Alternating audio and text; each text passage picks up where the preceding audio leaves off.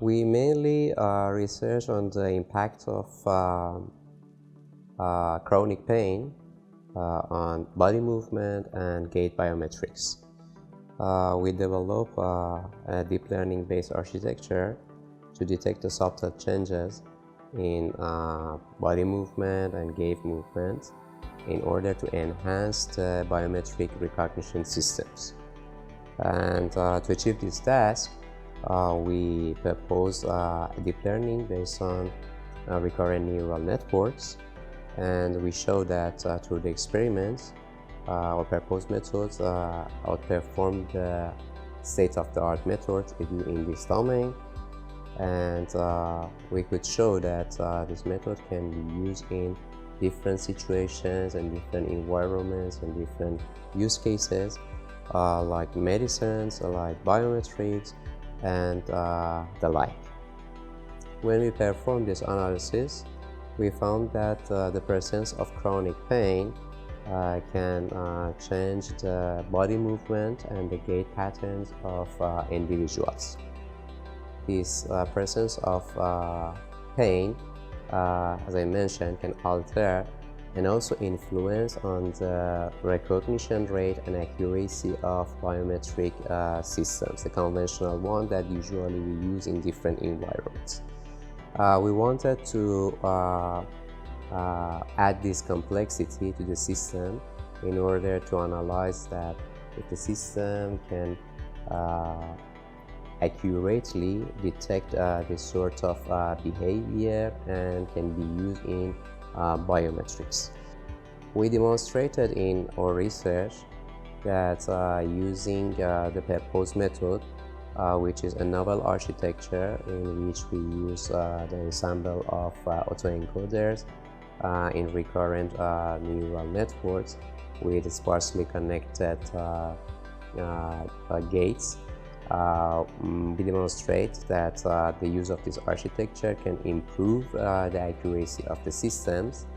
and the results can be used further in the applications in domains like healthcare and also surveillance and situation in which we need more surveillance and like this. There are many advantages with respect to developing this method, but if I want to put emphasis on two of them, the first is that it allows us to understand the behavior of the physical responses of persons who are suffering from chronic pain,